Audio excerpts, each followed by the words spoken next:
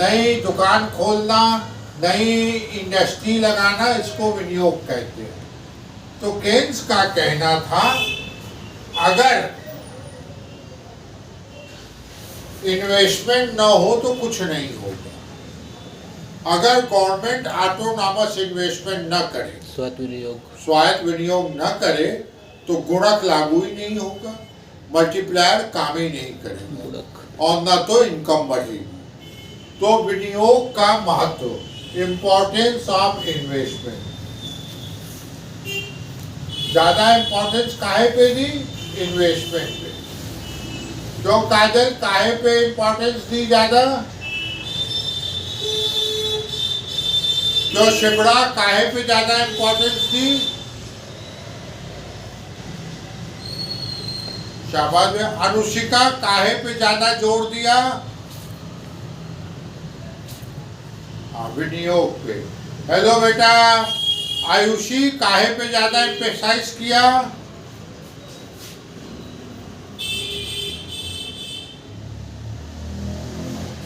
विनियोग पे। हाँ, नंबर दूसरा क्या है? इन्होंने से का मार्केट लॉ गलत साबित कर दिया। से का बाजार नियम गलत साबित कर दिया। से का बाजार नियम गलत साबित कर दिया। से क्लासिकल अर्थशास्त्री थे, पुराने अर्थशास्त्री थे, उनका मार्केट लॉ था।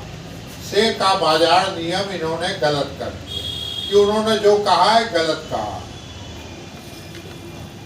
से क्या कहते थे? अगर बेरोजगारी आ जाए, अनएम्प्लॉयमेंट आ जाए, तो मजदूरों में आपस में प्रतियोगिता होगी, कंपटीशन होगी, कम मजदूरी पे काम करने को तैयार, लो वेज रेट पे काम करने को तैयार। मजदूरी कम हो जाएगी, मजदूरी कम हो जाएगी। जब मजदूरी कम हो जाएगी तो प्रोड्यूसर लोग ज्यादा लोगों को काम में लगाएंगे, उत्पादन बढ़ेगा। क्या बढ़ेगा? वेज रेट कम हो गया तो प्रोडक्शन बढ़ेगा और उत्पादन बढ़ेगा तो क्या होगा? लोगों की इनकम बढ़ेगी। क्या बढ़ेगी? इनकम, आय बढ़ेगी। आय बढ़ेगी तो ज्यादा सामान खरीदेंगे, मांग बढ़ेगी। क्या बढ़ेगी? मांग। मांग बढ़ेगी तो कीमतें बढ़ेगी, प्राइसेस बढ़ेगी और प्राइसेस बढ़ेगी तो लोगों की रियल इनकम कम हो जाएगी। वास्तविक मजदूर, वास्तविक आय कम हो जाएगी। पहले अगर 1000 में 100 कुंटल खरीद पाते थे तो 50 कुंटल खरीदे, तो उनकी रियल इनकम कम हो गई, वास्तविक आय कम हो गई।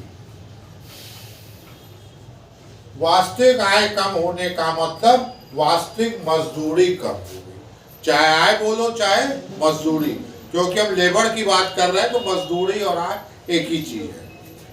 वास्तविक मजदूरी कम हो गई।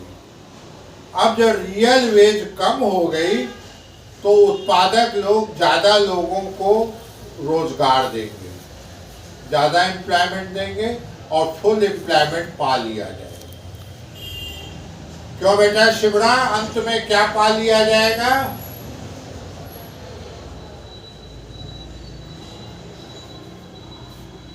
अंत में पूर्ण रोजगार पा लिया जाएगा। ठीक है। अनुशिका अंत में क्या अनुशिका अंत में क्या पा लिया जाएगा? शाबाश। हेलो बेटा स्मृति, अंत में क्या पाया जाएगा?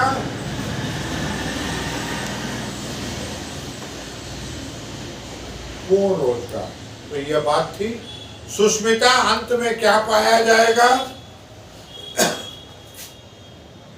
अगर इसको शॉर्ट में लिखो तो मनी वेज कम हुई, मजदूरी कम हुई और उसके बाद रियल वेज कम हुई। ये देखो, मनी वेज कम हुई और रियल वेज कम हुई, वास्तविक मजदूरी कम हुई और फुल एम्प्लॉयमेंट पा लिया गया, ज्यादा लोगों को रोजगार मिला, फुल एम्प्लॉयमेंट पा लिया। लेकिन केन्स ने उल्टी बात बताई। केन्स ने कहा अगर बेरोजगारी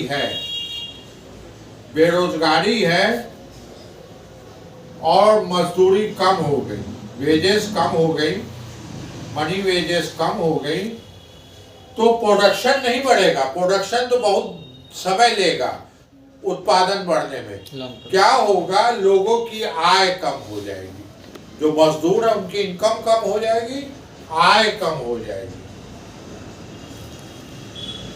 और जब आय कम हो जाएगी तो उनकी जो परचेजिंग पावर है वो कम हो जाएगी, वो पहले से कम सामान खरीद पाएंगे। पहले से मतलब डिमांड कम हो जाएगी। क्या हो जाएगी? डिमांड। और डिमांड कम होने से कि अच्छा बेटा सही कर रहे हैं, अब दिख रहा है? क्लोज कर दीजिए।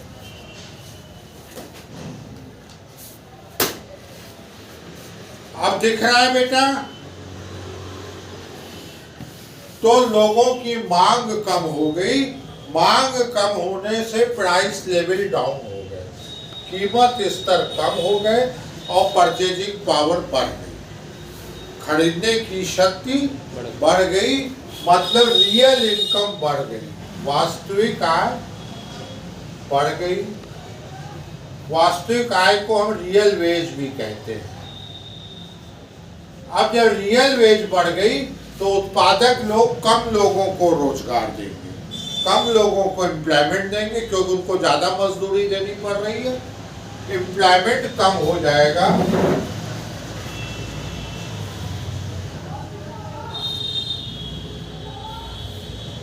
रियल वेज बढ़ जाएगी, रियल इनकम बढ़ जाएगी और एम्प्लॉयमेंट कम हो जाएगा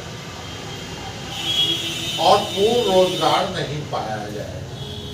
this is not possible that we get full employment. क्या बताया केन्स ने बेटा? काजल,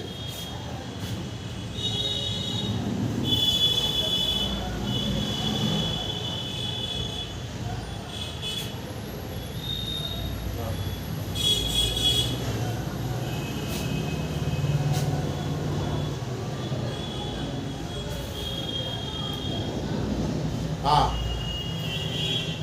फुल एम्प्लॉयमेंट नहीं पाया जाएगा। तो इस तरह केन्स ने जेबी से के लॉ को खत्म कर दिया, जेबी से के सिद्धांत को खत्म कर दिया, डिस्ट्रॉय कर दिया। मनीषा, किसके सिद्धांत को खत्म किया केन्स ने?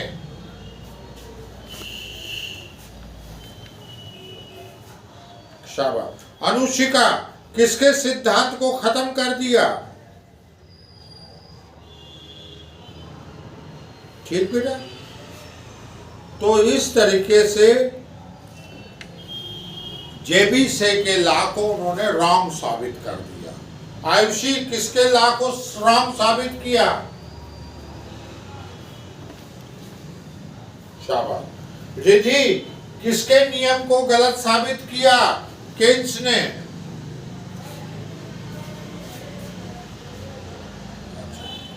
तीसरा क्या है?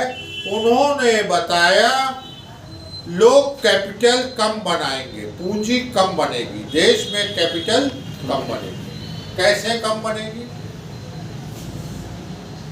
देश में कैपिटल कम बनेगी, पूंजी कम बनेगी। कैपिटल मतलब नई जमीन खरीदना, नई जमीन बनाना, नई मशीन खरीदना, इसको कैपिटल बोलते हैं। पूंजी में कमी होगी, पूंजी में कमी, रिड्यूस इन कैपिटल।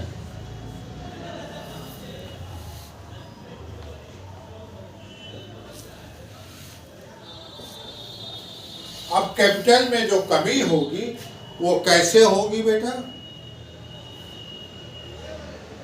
अगर उपभोग कम बढ़ा, कंजम्पशन कम बढ़ा, उपभोग कम बढ़ा, अगर उपभोग कम बढ़ा तो मांग कम हो जाएगी, डिमांड कम हो जाएगी, डिमांड कम होगी तो प्रोडक्शन कम हो जाएगा, उत्पादन कम हो जाएगा, चेंज इन आउटपुट कम हो जाएगा, और उत्पादन कम होगा तो लोगों की आय कम हो जाएगी, इनकम कम हो जाएगी, और इनकम कम होगी तो कैपिटल भी कम बनेगी, कैपिटल भी कम बनेगी, कैपिटल भी कम बनेगी, पूंजी कम बनेगी, पूंजी कम बनेगी, जिसको हम के से दिखाते हैं, कैपिटल भी कम हो जाएगी। क्या बताया अनुशिका केन्स ने?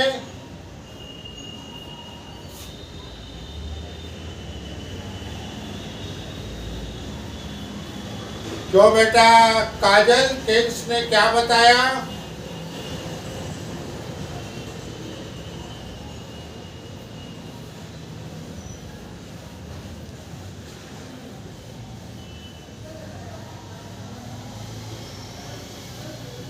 शाबाश बेटा, कैपिटल ज्यादा नहीं बढ़ी। हिंदी में समझ लो, अगर उपभोग कम हुआ, लोगों ने खर्च कम कर दिया, तो वस्तुओं की मांग कम करेंगे, वस्तुओं का उत्पादन कम होगा, जब उत्पादन कम होगा तो लोगों की आय कम होगी, क्योंकि जो काम करने वाले हैं वो कम लोग काम करेंगे तो आय कम हो जाएगी, आय कम हो जाएगी तो पूंजी भी कम हो जाएगी। क्या बताया बेटा शिबड़ा?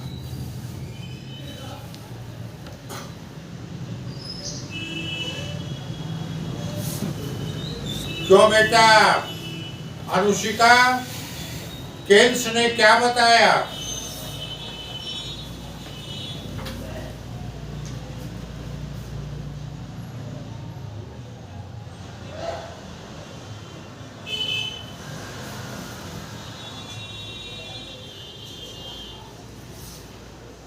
कैपिटल कम। शाबाश, वेरी गुड अनुशिका, वेरी गुड। तो इस तरह उन्होंने कहा पूंजी में कमी हो जाएगी। काहे में कमी हो जाएगी? पूंजी में। ठीक बेटा।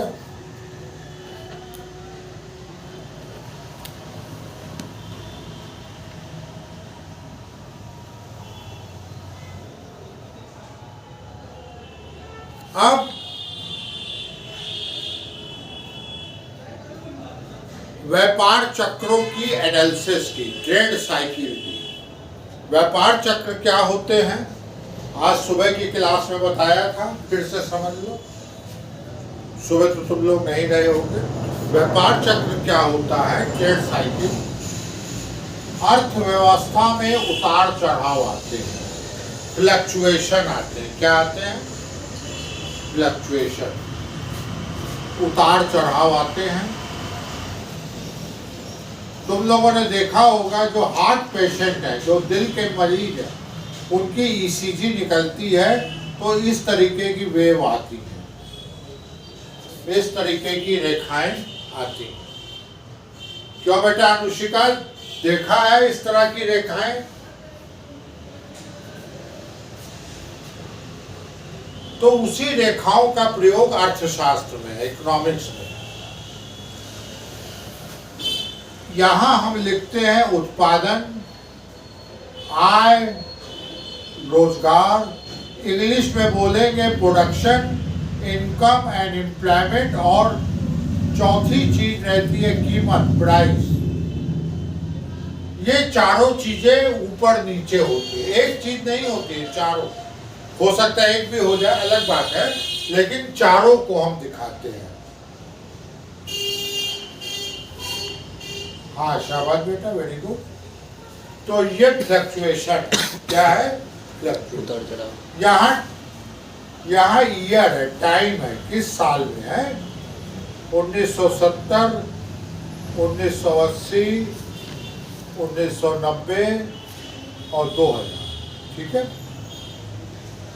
अब देखो 1970 में पहले इनकम बढ़ी है, प्रोडक्शन बढ़ा है, एम्प्लॉयमेंट बढ़ा है, प्राइसेस बढ़ी है, ऊपर गया है, फिर नीचे ये सब घट गए हैं, फिर बढ़ा है, फिर घट गया, फिर बढ़ा है। इस तरह फ्लक्चुएशन आते हैं। हेलो बेटा आयुषी, अगर इनकम बढ़ जाए देश की, एम्प्लॉयमेंट बढ़ जाए और प्रोडक्शन बढ़ जाए तो देश के लिए अच्छी बात है कि खराब बात है?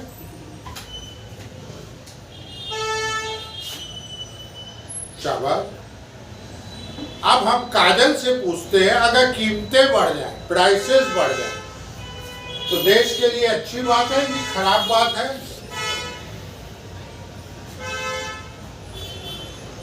नहीं है, लेकिन ट्रेड साइकिल में अच्छी बात मानी जाती है। प्राइसेस बढ़ना एक आदमी के लिए तो खराब है कि उसको महंगा खरीदना पड़ेगा, लेकिन देश के लिए अच्छा है। क्यों?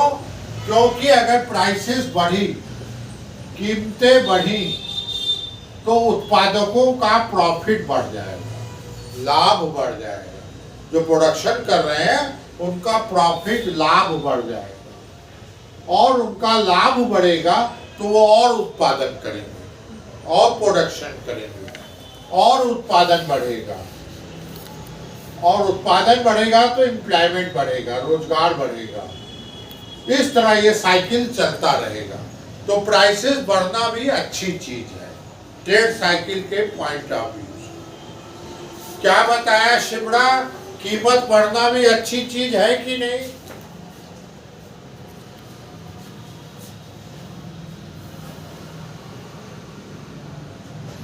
हाँ, हेलो बेटा स्मृति, कीमतें बढ़ना भी अच्छी चीज है कि नहीं?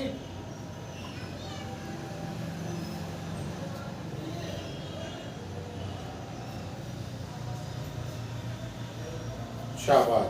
क्यों बेटा अनुशिका, अगर कीमत बढ़ेगी तो किस तरह अच्छी बात हो जाएगी?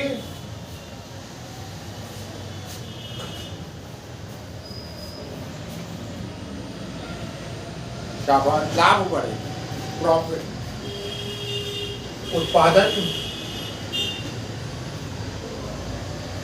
तो अर्थव्यवस्था के लिए अच्छा है। अब सवाल उठता है, ये है ऊपरी बिंदु, ये क्या है? ऊपरी बिंदु, ऊंचे का, और ये है निम्न बिंदु। निम्न बिंदु डिफ्लेशन को दिखाता है, मंदी को। उच्च बिंदु तेजी को दिखाता है, उच्च बिंदु तेजी को दिखाता है।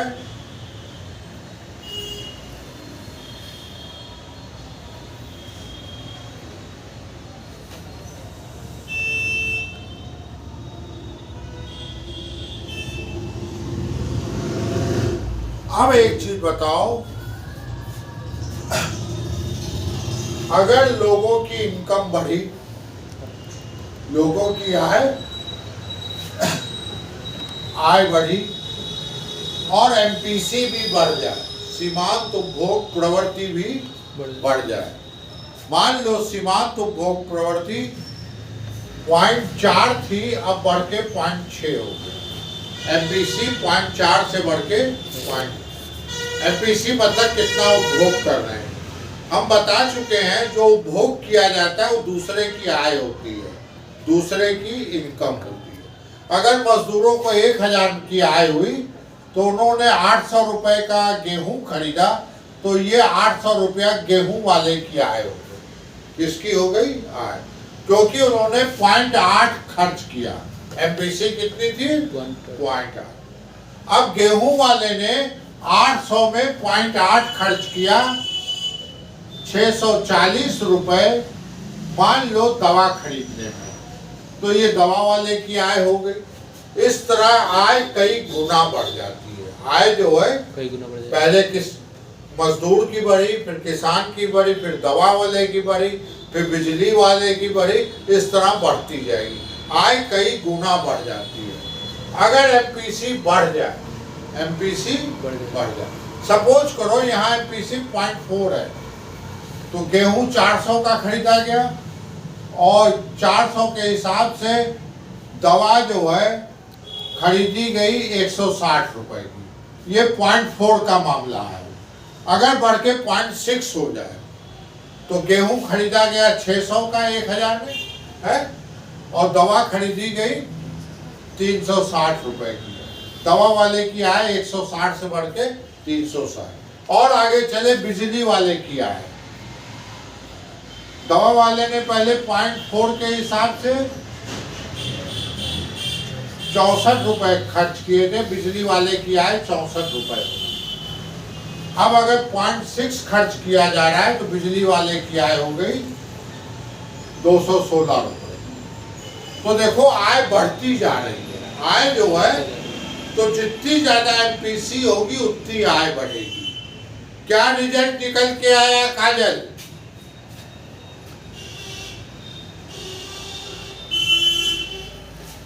जितनी ऊंची एमपीसी होगी उतनी इनकम होगी। एमपीसी को हिंदी में सीमांत उपभोग प्रवृत्ति कहते हैं। लोग जितना ज्यादा खर्च करेंगे देश की आय उतनी बढ़ेगी। क्यों बढ़ेगी? एक आदमी खर्च कर रहा है तो दूसरे की आय हो गई, दूसरा कर रहा है तो तीसरे की आय हो गई, तीसरा कर रहा है तो चौथे की आय बढ़ती जाएगी। अनुशिका क्या बताया बेटा?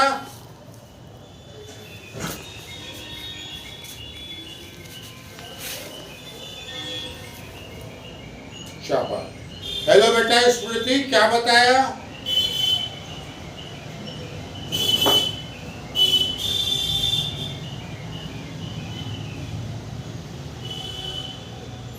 अगर एमपीसी बढ़ेगी तो इनकम बढ़ेगी देश की।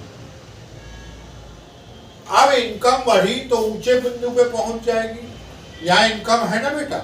उत्पादन, आय, रोजगार सब है। तो आय बढ़ गई तो उच्च बिंदु प्राप्त हो गया। कौन सा बिंदु प्राप्त हो गया? ऊपरी बिंदु। आयुषी कौन सा पॉइंट मिल गया?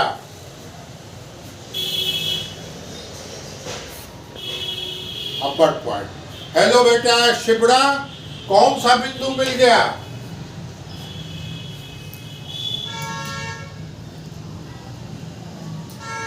सुष्मिता कौन सा बिंदु मिल गया? अब इसी का उल्टा चलो। अगर एमपीसी कम हो जाए, क्या हो जाए? 0.6 से 0.4 हो जाए, उल्टा चलो तो लोग खर्च कम करेंगे, बचत ज्यादा करेंगे। खर्च करेंगे तो दूसरे से कम सामान खरीदेंगे तो दूसरों की आय कम हो जाएगी और देश की आय कम हो जाएगी। तो निम्न बिंदु मिल जाएगा। कौन सा बिंदु मिल जाएगा? निम्न बिंदु। इसका कारण क्या है? एमपीसी का कम होना। और ऊपरी बिंदु का कारण क्या है? एमपीसी का ऊपर बढ़ जाना। क्या बताया बेटा आयुषी? ऊपरी बिंदु का कारण क्या है?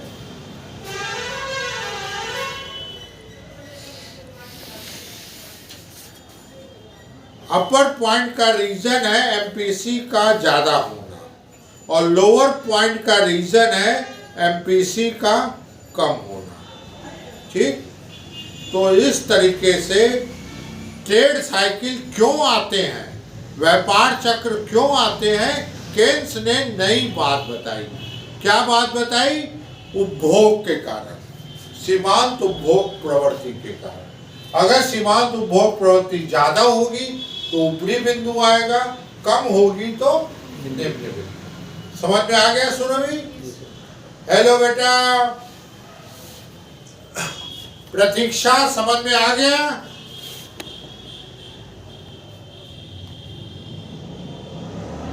जितना ज्यादा हम खर्च करेंगे वो खर्च यहाँ दूसरे की आय बढ़ेगा, इनकम बढ़ेगी, क्योंकि उसी से तो सामान खरीद रहे, तो उसकी आय बढ़ती जाएगी। इस तरह सब लोग की आय बढ़ती जाएगी और इकोनॉमी में इनकम बढ़ जाएगी। चौथा पॉइंट क्या है?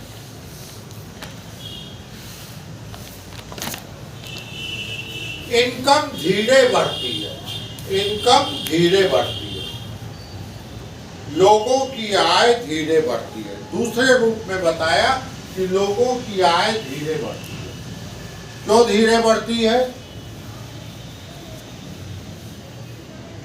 अगर उपभोग कम है, उपभोग कम है, जैसा हम मान लें उपभोग कम है तो डिमांड कम हो जाएगी, सामानों की डिमांड कम हो जाएगी और उत्पादन कम हो जाएगा, और उत्पादन कम होगा तो आय कम हो जाएगी। तो आय बड़ी धीरे धीरे बढ़ती है।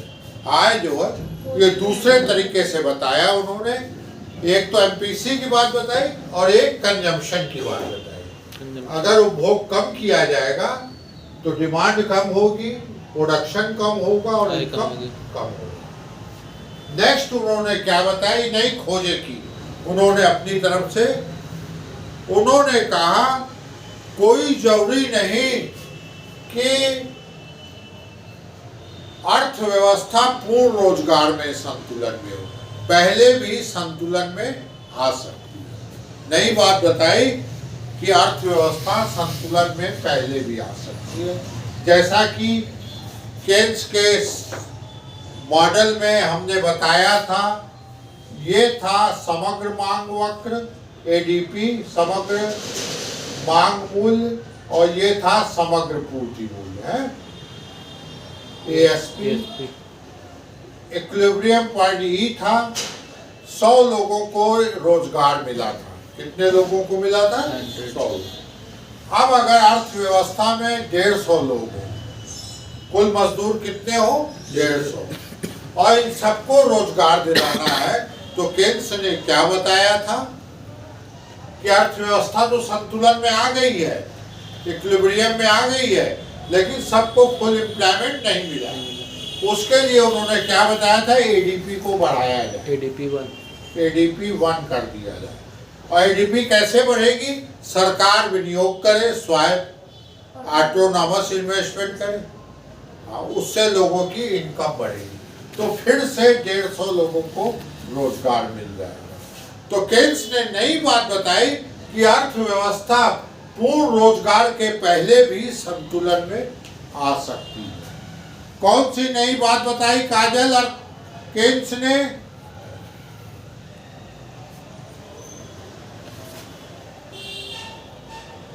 शाबाश बेटा, वेरी गुड।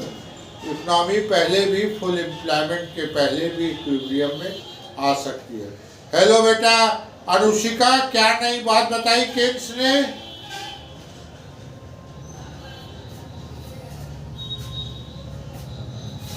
इक्विलिब्रियम में आ सकती है।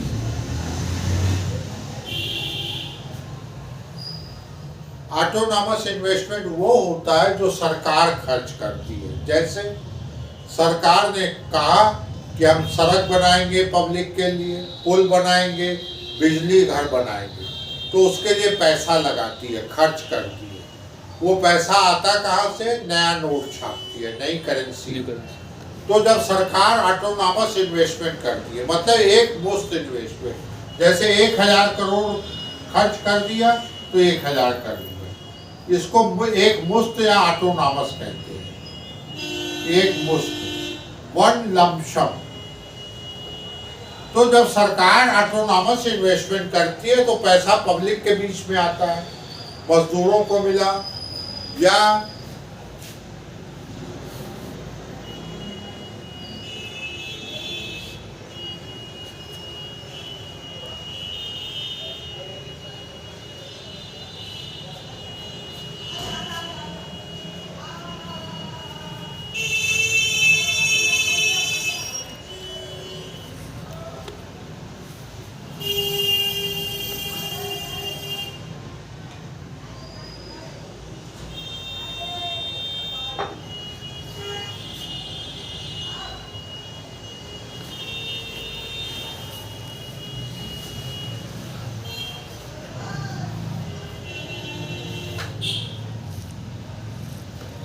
हाँ बेटा, हाँ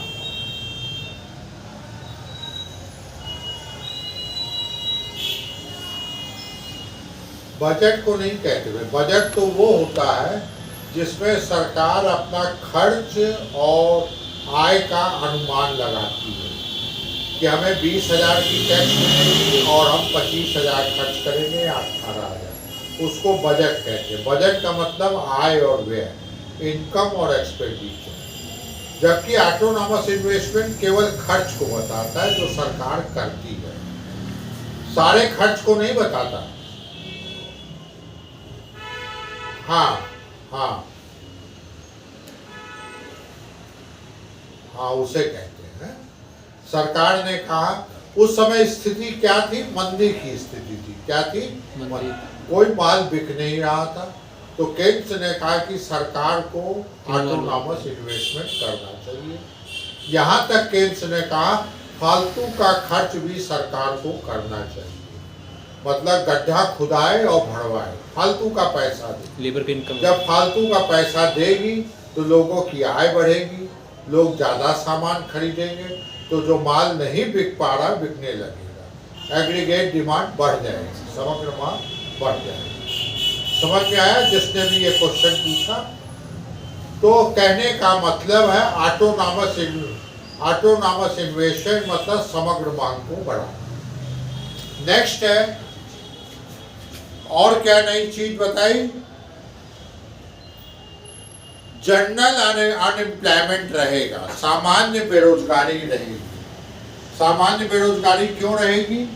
जनरल अनएम्प्लॉयमेंट, सामान्य बेरोजगारी इसलिए रहेगी कि जब हमारी इनकम बढ़ी, क्या बढ़ी? और कंजम्पशन कम बढ़ा, बढ़ा जरूर लेकिन कम बढ़ा। अब जब कम बढ़ा, उपभोग कम बढ़ा, तो मांग भी हम कम वस्तुओं की करेंगे। कुछ ऐसी वस्तुएं होंगी जिनकी मांग ही नहीं करेंगे, क्योंकि हमारी इनकम बढ़ी है लेकिन हम सेविंग बढ़ा दिए। क्या बढ़ा दिए? बचत बढ़ा दिए, सेविंग बढ़ा दिए। तो हम कुछ वस्तुएं ऐसी होंगी जिनकी मांग ही नहीं करेंगे, जो हमारे लिए जरूरी नहीं है। जैसे हमने सोचा कि हम कार नहीं खरीदेंगे, हमें जरूरत नहीं है, हम स्कूटी पे ही चलेंगे, हम साइकिल पे ही चलेंगे, या हम कोट नहीं खरीदेंगे, स्वेटर ही खरीदेंगे, क्योंकि हमारी जरूरत की चीज नहीं। हम जिस देश में रहते हैं वहाँ इतनी ठंडी नहीं पड़ती, तो हम क्यों कोट खरीदें? तो कंजम्पशन कम हुआ, सेविंग बढ़ी, तो ऐसी वस्तुएं कम बिकती हैं। कोट कम बिकेंगे, कोट कम बिकेंगे तो कोट बनाने वाली इंडस्ट्री में ताला लग जाएगा, उसका उत्पादन बंद हो जाएगा और बेरोजगारी बढ़ जाएगी। कुछ वस्तुएं ऐसी है जो बिक नहीं पाती। क्या बताया बेटा निधि? कुछ वस्तुएं ऐसी हैं जो बिक नहीं पाती ना बेटा?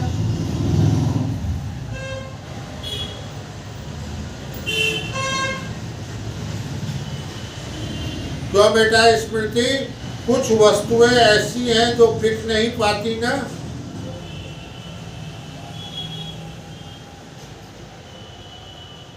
तो वो जब बिक नहीं पाएंगे उसका उत्पादन बंद हो जाएगा, फैक्ट्री में ताला लग जाएगा और लोग बेरोजगार हो जाएंगे। क्यों बेटा अनुशिका? कुछ वस्तुएं ऐसी भी होती हैं जो बिक नहीं पाती ना? नेक्स्ट है दीर्घकालीन गतिहीनता, लॉन्ग रन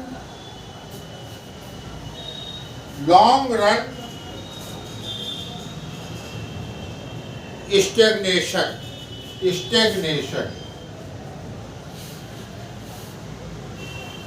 अगर हमारा कंजम्पशन कम हुआ, उपभोग ज्यादा नहीं बढ़ा, उपभोग जो है ज्यादा नहीं बढ़ा, तो सेविंग बढ़ गई। क्या बढ़ गई? बचत। अब बचत विनियोग के बराबर होती है, सेविंग इन्वेस्टमेंट के बराबर होती है। सेविंग जो है इन्वेस्टमेंट के बराबर होती है, लेकिन डिमांड ही नहीं बढ़ी तो इन्वेस्टमेंट भी नहीं हुआ, विनियोग भी नहीं हुआ, तो ना उत्पादन बढ़ा ना कुछ बढ़ा। अर्थव्यवस्था गतिहीन हो गई। क्या हो गई? ट्रैप में फंस गई, जाल में फंस गई, ट्रैप में फंस गई, जाल में फंस गई। तो केन्स ने कहा ऐसी स्थिति में अर्थव्यवस्था जाल में भी फंस सकती है, जैसा कि 1930 में पाया गया। कोई सामान बिक नहीं रहा था। क्या बताया काजल केन्स ने?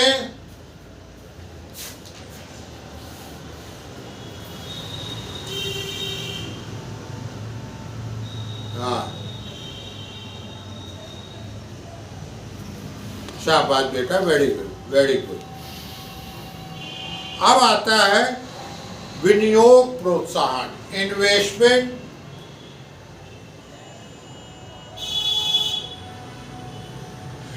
इंड्यूसमेंट, विनियोग प्रोत्साहन। विनियोग प्रोत्साहन क्या होता है?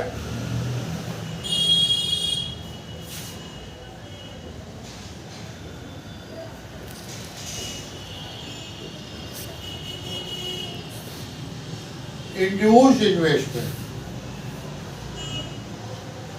यह बात अल्प विकसित देशों के लिए, छोटे देशों के लिए, जैसे इंडिया है।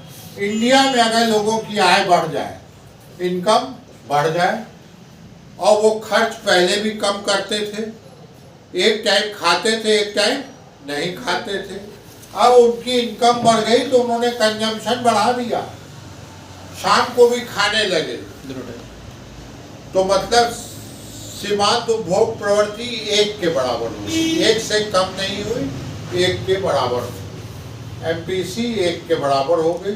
जितनी आय बढ़ी उतना उपभोग कर डाला। जब उपभोग कर डाला तो मांग बढ़ गई सामानों की, जिस चीज की उपभोग कर रहे हैं, गेहूं चावल आटा, डिमांड बढ़ गई। डिमांड बढ़ी तो इन्वेस्टमेंट बढ़ गया, फिर से विनियोग किया जाएगा। इस तरह विनियोग को प्रोत्साहन मिलता है। इंड्यूस इन्वेस्टमेंट कर, देखो ऑटोनॉमस इन्वेस्टमेंट वो है जो गवर्नमेंट करती है, इंड्यूस इन्वेस्टमेंट वो है जो इंडस्ट्रिस्ट लोग करते हैं, उद्योगपति। वो कब करते हैं? जब डिमांड बढ़ जाती है, जब डिमांड बढ़ जाती है। तो बेटा अनुशिका, इंड्यूस इन्वेस्टमेंट और ऑटोनॉमस इन्वेस्टमेंट में क्या डिफरेंस है?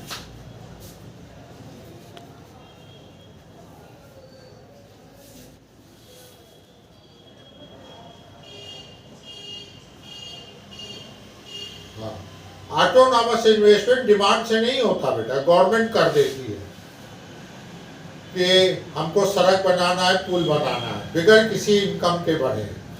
और इंड्यूस इन्वेस्टमेंट क्या होता है? जब इकोनॉमी में आय बढ़ जाती है, डिमांड बढ़ जाती है, और इन्वेस्टमेंट इंडस्ट्रीज लोग करने लगते हैं, उद्योगपति इन्वेस्टमेंट करने लगते हैं। हेलो बेटा स्मृति, क्या है प्रेरित विनियोग और स्वायत्त विनियोग?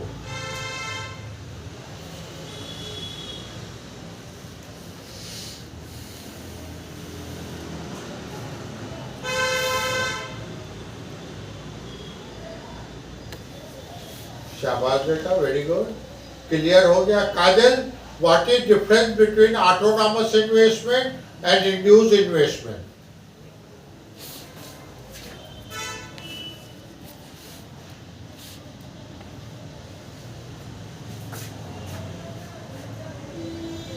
डिमांड, शाबाश बेटा,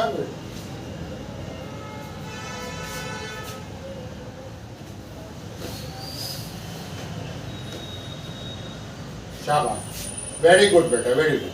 अब नेक्स्ट है गवर्नमेंट इंटरफेयर जरूरी है, सरकारी हस्तक्षेप जरूरी है।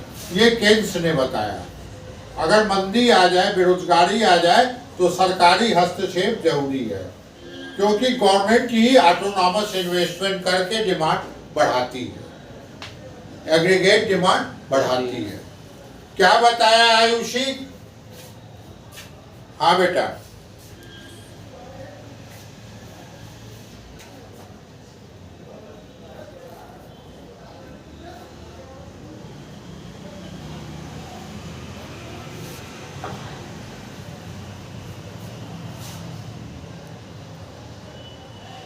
नहीं बेटा, इंड्यूस इन्वेस्टमेंट में नहीं होता। डिमांड बढ़ गई, उद्योगपतियों को लाभ दिखने लगा, प्रॉफिट, तो स्वयं प्रोडक्शन करना शुरू कर देते। और सरकारी हस्तक्षेप स्टार्टिंग वाला इन्वेस्टमेंट।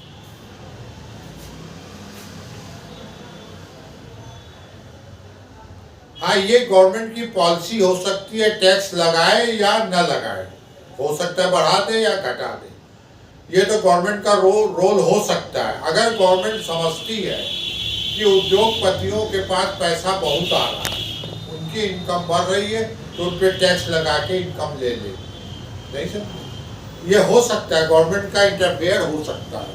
लेकिन जनरली जो हम यूज करते हैं, गवर्नमेंट का इंटरफेयर ऑटोनॉमस इन्वेस्टमेंट में करते हैं, और इंड्यूस इन्वेस्टमेंट में इस सेंस में करते हैं अगर महंगाई आ गई। क्या आ गई?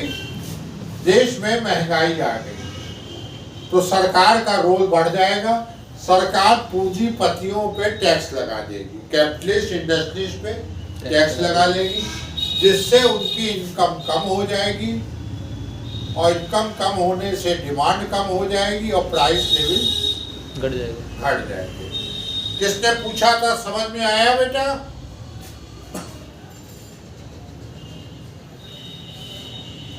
शाबाश। अगर गवर्नमेंट इंटरफेयर न करे तो कुछ हो ही नहीं सकता। मंदी में, डिफ्लेशन में ऑटोनॉमस इन्वेस्टमेंट करे, तेजी में टैक्स लगाए। जब इन्फ्लेशन हो टैक्स लगाए जिससे कीमतें पुराने लेवल पे आ जाए। इंटरफेयर दोनों में करेगी। लेकिन ये कहो कि गवर्नमेंट ऐसा कहे कि इंडस्ट्रीज लोग, तुम लोग प्रोडक्शन करो, उनको सिखाने की जरूरत नहीं है। वो देख रहे हैं कि डिमांड बढ़ी है, प्रॉफिट बढ़ा, स्वयं प्रोडक्शन करना शुरू कर दो। टैक्स लगाने में इंटरफेयर कर सकते हैं। नेक्स्ट है इकोनॉमिक पॉलिसी, आर्थिक नीति के निर्माण में सहायक। आर्थिक नीति मतलब इकोनॉमिक पॉलिसी। तो बेटा Ayushi, what is economic policy बेटा?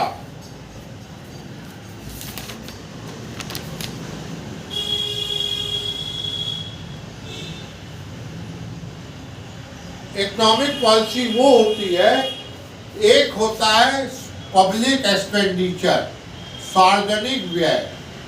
जैसे हम जो है सरकारी व्यय कर रहे हैं, ठीक है, सरकार सड़क बना रही है, पुल बना रही है। और एक होता है टैक्सेशन। इन दोनों को मिलकर इकोनॉमिक पॉलिसी बनती है, आर्थिक नीति। अगर तेजी की स्थिति है, अर्थव्यवस्था में मूल्य स्तर बढ़े हुए हैं, तो हम सरकारी व्यय कम कर देंगे, कम सड़क बनाएंगे, कम पुल बनाएंगे, जिससे लोगों के पास कम पैसा जाए, लोगों की इनकम कम बढ़े। दूसरी तरफ हम टैक्स बढ़ा देंगे जिससे लोगों की इनकम कम हो जाए, जिससे महंगाई कम हो जाए। क्या बताया अनुशिका? इकोनॉमिक पॉलिसी में अगर हमारी महंगाई की स्थिति है तो क्या करेंगे?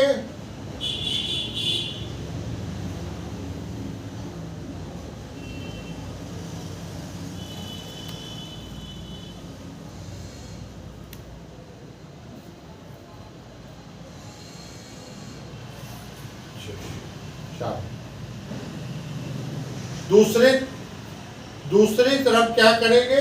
पब्लिक एक्सपेंडिचर कम कर देंगे। जो सरकार खर्च करती है उसको भी कम कर दिया जाएगा, जिससे लोगों के पास कम आया जाए और लोग जो हैं कम खर्च करें और महंगाई घटे।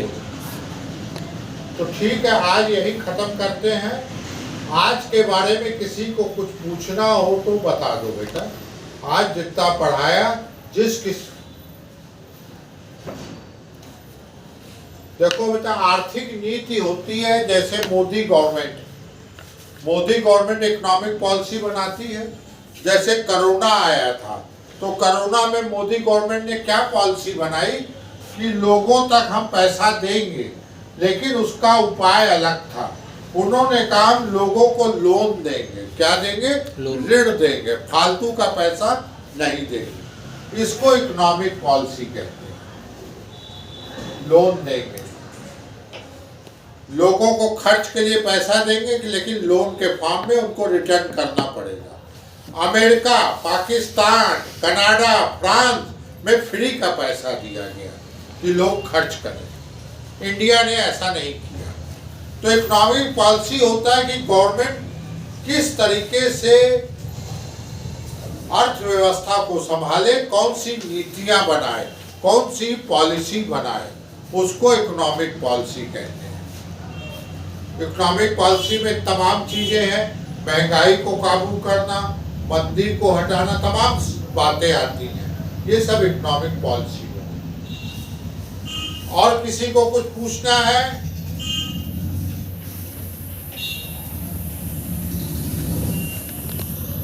चलो बेटा।